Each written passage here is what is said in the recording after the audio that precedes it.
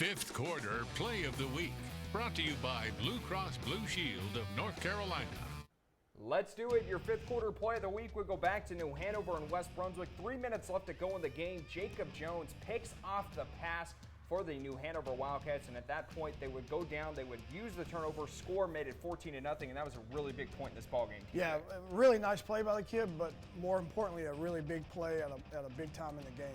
6-0 game when this happened. And you talk about, in the playoffs, it's the biggest stage who can perform and get those big moments, and that was a big moment there.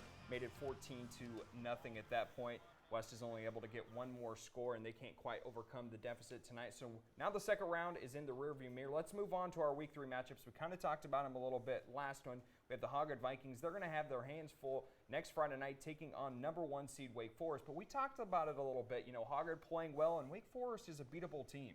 Yeah, Hoggard's coaching staff will definitely have them prepared. And if I'm at Hoggard, I'm feeling like I'm playing with house money right now. So you keep your kids loose and go in there and see what happens. And let's move on to our next one, shall we? With the Great Creeks upset of Southeast Guilford. They will travel to Legion Stadium next Friday night, and you expect this to be a high-scoring game, TJ. They're a 14 seed, but they can score the football. Yeah, Grace Creek runs a no-huddle wing tee offense, so I think they can put some points on the board. The question is going to be, can they stop New Hanover? Yeah, but ultimately, do you give New Hanover the upper hand here? Absolutely. I think with that defense and those athletes, I think they got a chance, and being at home. Yep, they do have a chance to get this one done. And, great games all around. We give our shout-outs every time, and we give our shout-outs to our high school football teams as well that made this show so enjoyable every Friday night throughout the high school football season. And now we head into the third round of the high school football playoffs. Still win or go home.